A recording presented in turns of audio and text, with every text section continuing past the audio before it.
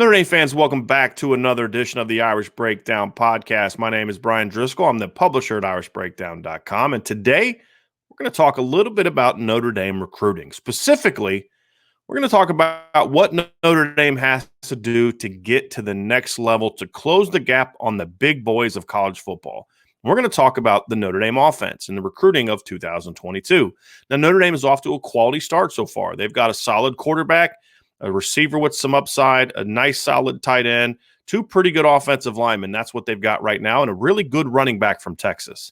It's a good solid start, but to close the gap on the big boys, Notre Dame needs to do 5 things on offense, and we're going to talk about that today. It's sort of the 5 must-gets for Notre Dame on offense. Now, I could do 5 specific players, but the reality is there's usually more than one player that kind of fits a mold of a must-get at each position. So instead, we're going to kind of choose themes. We're going to talk about types of players that Notre Dame needs to get and some players on the board at those spots. And so let's just kind of dive right in first and talk about what the 5 must-gets are for Notre Dame when it comes to recruiting on offense in the 2022 class. Number 1, they need a super slot receiver. They need a guy that can be a dynamic after the catch, stretch the field, work the middle of the field, game changer type of player. Brian Kelly keeps talking about how they need more playmakers on offense and playmakers at receiver. Well, here's where it starts. Number 2, there's 3 really good running backs left on the board. There's a lot of good running backs on the board, but there are 3 that stand above the rest.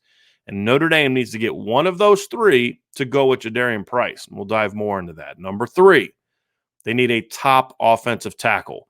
Joey Tanona, to me, is a top 100 caliber player. But I believe Joey Tanona, who's already committed to Notre Dame, is more of an interior player. Ty Chan is a bit of a project.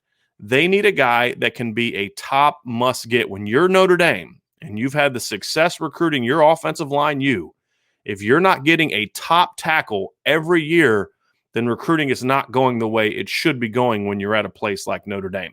That is the one position above all others on the entire roster where Notre Dame has in the past been able to recruit with and against and beat the big boys.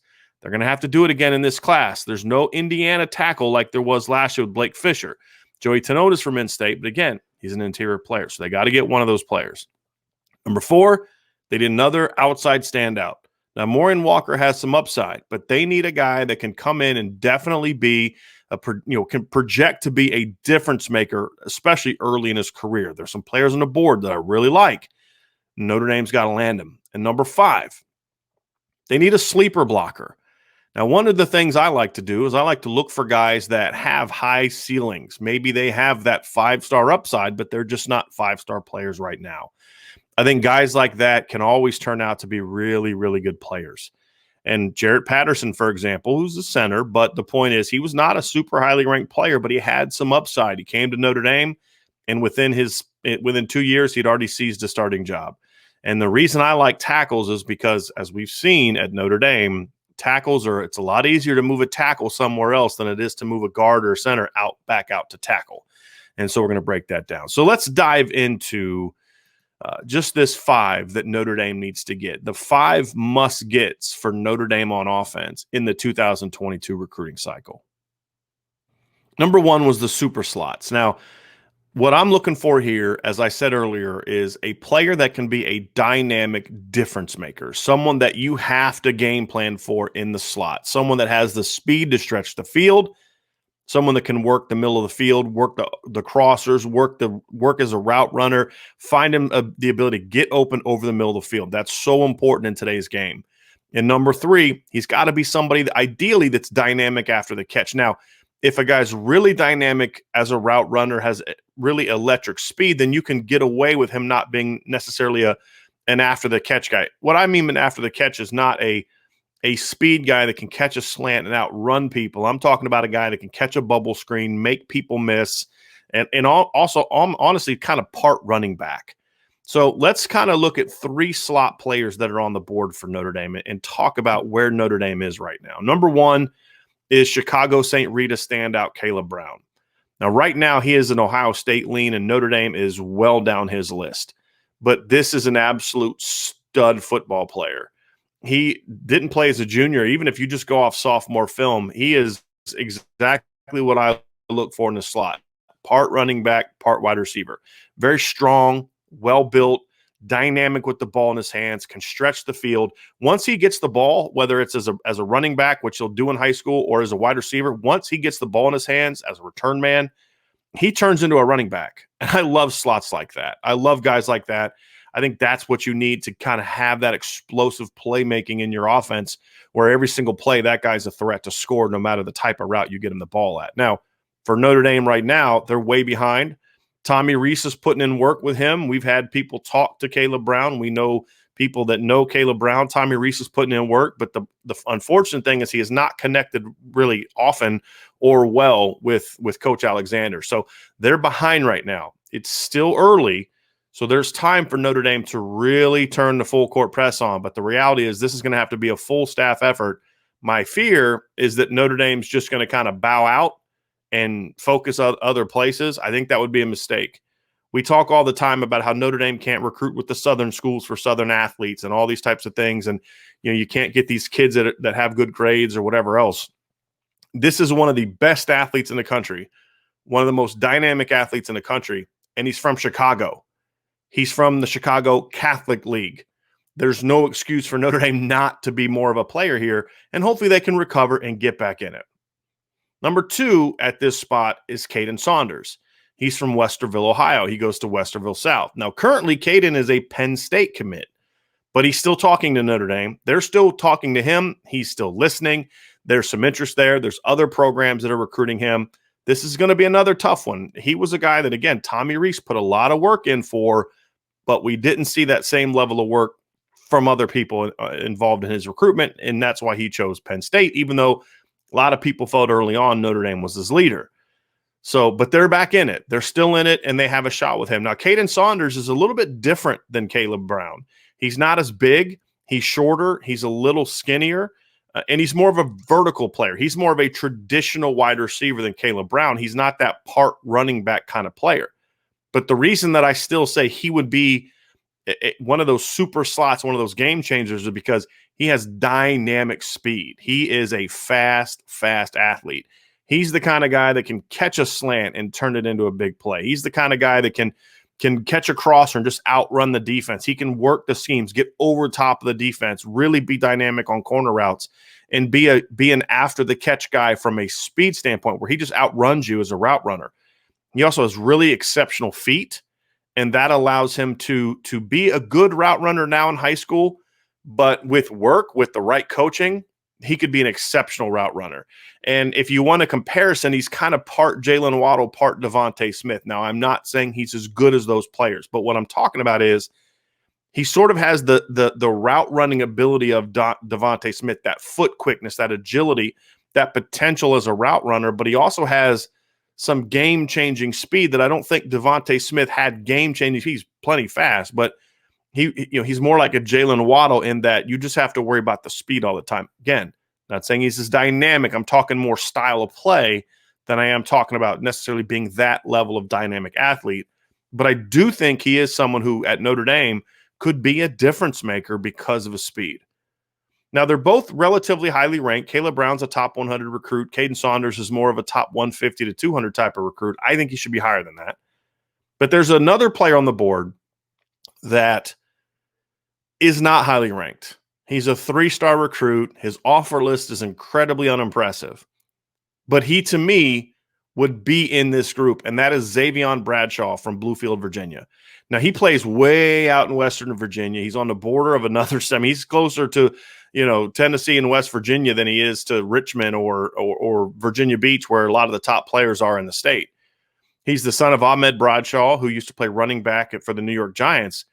Look, if you're someone like me that really doesn't care about recruiting rankings, you look at the tape, this is a kid that could be a difference maker for Notre Dame. It's still very early in the recruiting process for him. He doesn't appear to be any kind of rush. We've tried to reach out to him. You're going to love this. We've tried to reach out to him, and he a lot of times his response is he can't talk at that time because he's doing homework. He's working on school stuff. So you always love that. But when you just talk about what does the tape tell you, forget the recruiting rankings, forget the offer list. What does the tape tell you? The tape tells me this is a dynamic football player. When I watch him play, it's sometimes, I don't love comparisons. I'm doing them more and more now because people ask for them. I don't really like doing them because I feel like it's unfair to compare a high school player to somebody who's already an established player. But when I'm watching Xavion Bradshaw, I couldn't help think, just constantly pop in my head, this guy reminds me so much of Peter Warrick, but with a little bit more speed. Peter Warrick, you remember, was a Heisman Trophy winning wide receiver at Florida State. He was also a dynamic dynamic receiver, but also a dynamic return man.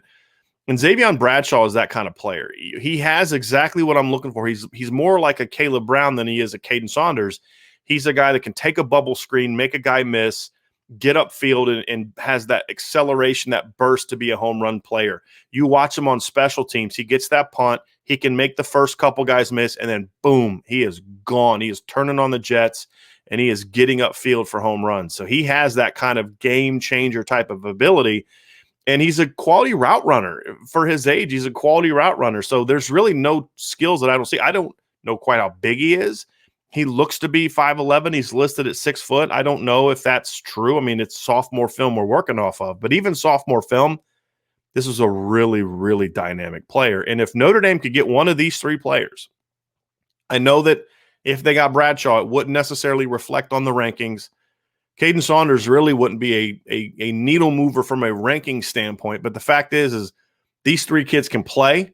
They're all dynamic. They all bring a skill set that Notre Dame needs more of. And to me, they would all be needle movers if they were able to get them. And I know that especially with Bradshaw, it wouldn't be a sexy pickup for people who care about whether it's 5-star, 4-star. But this is the kind of kid. This is how I felt about Jeremiah Owusu-Koramoah when Notre Dame got him. Remember, I gave him 4.5-star upside coming out of high school because I said, yeah, I know he's not highly ranked. I know where he plays. I know he's a little undersized right now, but this kid has the athleticism you need to be an outstanding player at Notre Dame, and that's exactly what he became. So Bradshaw can be that kind of guy. Now, whether or not Notre Dame can get any of these three guys remains to be seen. They're in the mix with all of them to some degree. I would like to see them still push for Brown, but definitely Saunders. And honestly, if I had to choose between the two, Saunders and Xavion Bradshaw, I'd probably lean towards Bradshaw because I think that fact that he has some of that running back ability in him, I really, really love. But if you could take both of them, if you can, I mean, that's what I would do if I was Notre Dame. Take both of them if you can get both of them. But Bradshaw could be a real big time difference maker for Notre Dame. Number 2.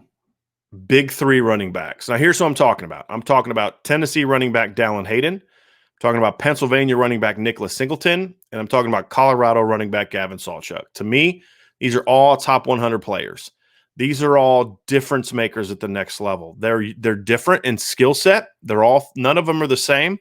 Hayden and Singleton probably have more in common than Sawchuk, but they're all outstanding players. And if you pair them with Jadarian Price, who Notre Dame already has, who's also a really good running back, and then you combine it with last year's class of Logan Diggs and Audric Estime, and then, of course, Chris Tyree, you've really loaded up your backfield, and you've now fully overcome the Autry Denson era, and you've now put together one of the best backfields in the country. Now, here's the thing. Dallin Hayden, to me, is more of a pure running back. He is 5'11", 190 pounds, ran for over 2,000 yards last year. Great vision, great anticipation. He doesn't look to have great track speed, but he plays fast because he gets to full speed in a hurry. He's patient. He makes good reads, and when he plants his foot in the ground and goes, he can really go. And that's why in a lot of ways he reminds me of Dexter Williams from Notre Dame. Now, Dexter Williams ran a 4.58 when he was getting ready to go to the NFL, which is partly why he fell to the 6th round. He doesn't have blazing speed, but Dexter Williams was a home run threat because he had great acceleration, and he would be that 4.58 right away.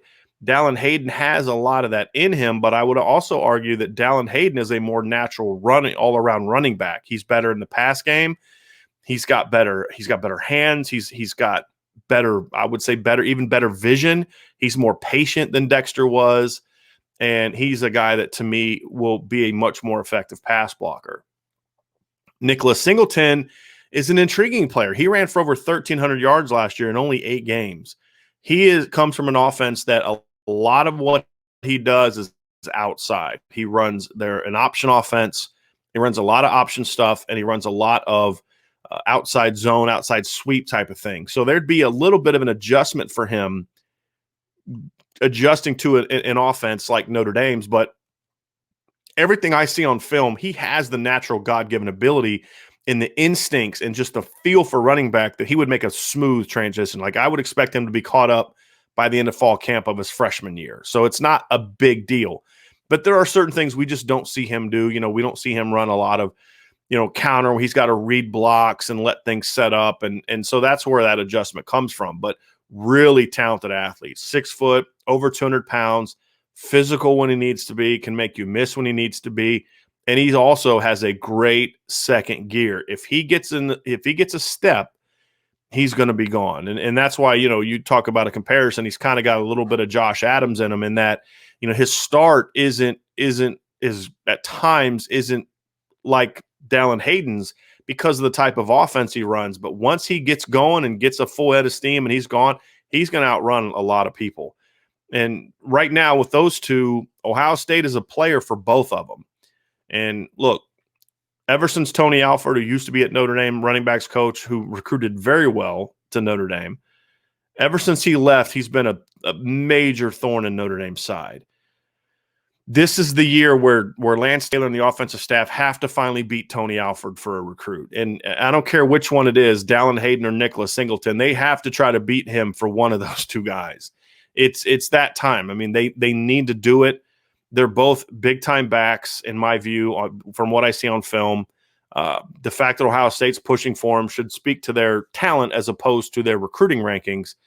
And they need to land one of those two guys, ideally. It would be an ideal situation because I think they're the two most realistic. Now, Gavin Sawchuk we'll get into. He would be also a big-time pickup, but they're a little further behind from him. I don't think they're putting in the work. It's just he likes other schools better right now, which happens sometimes.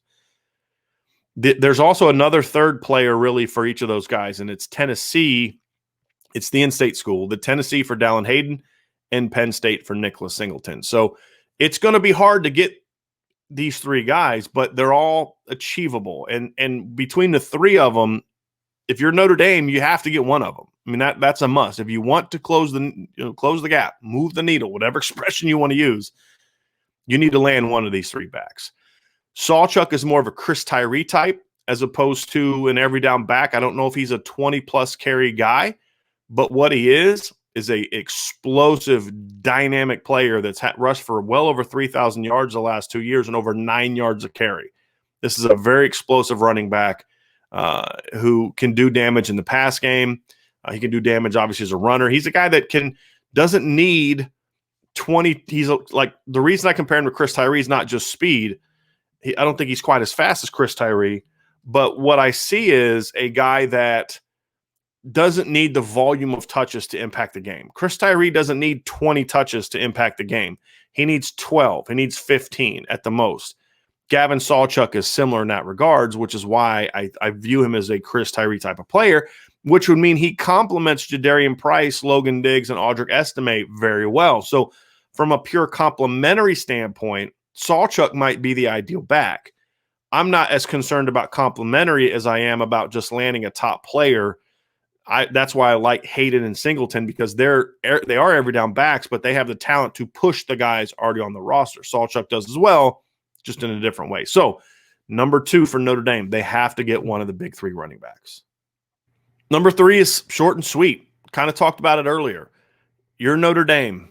You're O-line You've put multiple players in the first round year after year after year. You've gone against the big boys, Ohio State, Alabama, Clemson, all of them for offensive linemen, and you've been winning for years.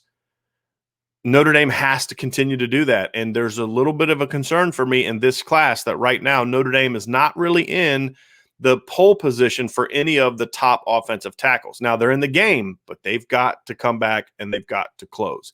There's really 2 guys I have in mind here, and that is Zach Rice from Virginia and Tyler Booker from Florida. And he goes to IMG Academy. He's originally a Northeastern kid, a New Jersey kid. So they have to get one of those 2 players. They're both top 50 recruits. They're both big, physical, dominant players that are tackles to me, but also project to be able to move should the need arise. But you need to recruit the best of the best when you're at Notre Dame. Joey Tanona is that as an interior player. Ty Chan is more of a project high upside kind of guy, but not a sure thing by any stretch of the imagination. Notre Dame has to go out and they have to be able to get one of the nation's best offensive tackles. And to me, Zach Rice would be that guy. Tyler Booker could be that guy.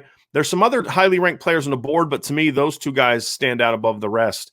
Joe Bruner from Wisconsin is a good player, but I don't know if he's definitely a tackle. He's kind of got some guard in him a little bit, but he's another big, strong, physical player that would be on the board. He'd kind of be that next level guy, still a really good pickup, but I think he's more of a guard. And the same thing with Billy Schrouth. I think Billy Schrouth is an outstanding blocker, and Notre Dame should definitely push for him. But the reason he's not really in this mold is because I view a guy like him and I view a guy like Joe Bruner as not pure tackles. They're more right tackle guard type of players. Very good prospects, but I'm looking more for a pure tackle. There aren't even a ton of them in this class, but I think Zach Rice and Tyler Booker are just that high level player that you have to be able to get when you're at the University of Notre Dame. So if this class is going to be elite, they have to always have a great O-line class. And one of those two guys, to me, is a must get in this class. Number 4, outside receiver. They need an impact outside receiver. Now, Amorian Walker has some tools. He has some upside, but he's also got a very low floor. He's a very bit of a project at this point in time. And you need to add another impact player to push the guys that are already on campus. And to me, there are 3 guys that fit this bill. Notre Dame has to land one of them, in my view. If you don't land one of these 3 guys, unless somebody new comes on the board of similar caliber that we're not talking about yet, then it's going to be a disappointing receiver class when you consider when you hold it to the standard of, are you closing the gap on the big boys? This is a must. Number 1 is CJ Williams from Mater Dei out in California. Notre Dame is way down his list. There was a lot of talk early in his recruitment that Notre Dame was the number 1 school. They're still talking to him. They've got to turn the heat up on CJ Williams and make themselves a much better player for him. Big physical. He's like 6'2" big. He's not like 6'5" big, but he's strong. He's well built. He can work the middle of the field. He can work the outside stuff. He's a lot like Javon McKinley, but a little bit more smooth and fluid athletically. And so he's got a lot of that one-on-one ability on the outside. He can stretch the field. He can work the middle of the field. Really dynamic player. A guy that I think Notre Dame might have a better shot with, who I also like a lot, is Tobias Merriweather, who's from the state of Washington. Now, the thing I like about Tobias is, even just based off sophomore film, and we've only seen sophomore film at this point in time, this is a kid that to me has the tool. He has 5-star upside, and he's ranked about a top 100 guy. I think he's going to continue to climb up the rankings because he's tall. He's an incredibly long strider. He's faster than you think. Those long strides can be deceptive. I think he's faster than people think. Tremendous ball skills. He's a far more advanced and even taller version of Amorian Walker. So, a guy that actually has some of that explosiveness. He's a very good route runner. He has the potential to be an exceptional route runner for a 6'4" guy, and his ball skills are top notch. This kid would be a difference maker at a place like Notre Dame, should they get him. Number 3 is Andre Green Jr. Again, like Caden Saunders, not as highly ranked as I think he should be. So I'm going off of tape, not recruiting service rankings. 6'3", 185 to 190 pounds, goes to St. Christopher's in Virginia, which is a private school. Clearly a high academic young man, talented, physical, really athletic. He's not a burner. He doesn't have take the top off the defense speed per se, but his route running potential, his ball skills make him a big play threat, in my opinion. He's also got potential to be an outstanding route runner. He can work the middle of the field. He can work the sidelines. He can win the one-on-ones. And he's a really smooth athlete with really, really good ball skills. So you get any of those 3 guys, and to me, you add them with Amorian Walker and you get one of those slots, that's the kind of receiver class that can move the needle. It also gives you 3 straight years of really outstanding receiver recruiting. And that's what you have to do at Notre Dame. You can't just have what we've seen in the past. where if you look at Notre Dame's receiver recruiting in 2015 and 2016, excellent. You added Equanimous St. Brown, Kevin Stepherson, C.J. Sanders, Miles Boykin, Chase Claypool, Jalen Guyton. It's a lot of NFL guys in there. Not all of them worked out at Notre Dame, but some of them did, and that was a lot of talent. But what was it surrounded by? A 2014 class with Justin Brent, who was never really a receiver, and Corey Holmes, who didn't pan out, and a 2017 class with Jafar Armstrong and Michael Young. And so we just haven't seen that consistency at receiver recruiting for Notre Dame like you see at the big schools. So it's not just about adding talent. They've added talent the previous 2 years. It's about consistently adding talent. Because here's the reality. Some guys get hurt. Some guys pan out. Some guys don't pan out, Some guys transfer. Some guys maybe you misevaluated. Some guys don't develop the way you think they can. So there's no perfect recruiting. You're going to get guys that you think are really, really good players and they don't pan out for some reason. That's why recruiting at a high level year after year after year is so important. Notre Dame cannot afford to not bring in another great recruiting class in 2022. They just can't. And you can't use the excuse of, well, they did really well last year, the year before. So did Alabama. So did Ohio State. So did LSU. And so did Clemson. Now, they're all going to have really good receiver classes again this year. So if you don't at Notre Dame, then you've actually allowed the gap to widen instead of narrowing it. And that is on you because this is a good receiver class. There's a lot of players that are natural fits for Notre Dame that they need to get three of them. You need to get three. Now, you've already got one. You took the high upside kid with the lower floor. That's fine. I can live with that. But only if you land two really impact players to go with him. If Amorian Walker's your third best player in this class, and the two guys, to me, are much higher floors than him, with high ceilings, that's the kind of receiver class that, to me, will tell me that Notre Dame is ready to close the gap. And number 5, I love sleeper offensive linemen because, to me, offensive line is one of the hardest positions to project moving forward. And that's why every year in the draft, you see some former 2-star or former 3-star kid going in the first round. It happens almost every single year because that is the position more than most where there's so much projectability from a body standpoint. A lot of the top linemen coming out of high school are ready-made guys. They're already 300 pounds. They're just bigger and stronger than everybody else. They can kind of bully. And so it's easy to watch Quentin Nelson on film and say, yeah, he's really good. What I like to find and what I think that some of the best offensive line programs around the country, they do so well, like Iowa, for example, they don't get the highly ranked guys that often. They find these guys that are 250, 260 pounds, athletic with long arms and all the traits. They just don't have the bodies yet, and they recruit them and then develop them. And those guys eventually become 300-pound guys that are super athletic and super talented. So when I look at the board on the offensive line this year, I look at Joe Alt last year as being one of those kind of guys. And to me, that's what Tosh Baker was as well, although Tosh got more recruiting love. He was highly ranked, but he's another that type of player that developing gonna need time guy with super high ceiling. There's 2 guys in this class to me that fit that bill, and I think Notre Dame needs to get one of them.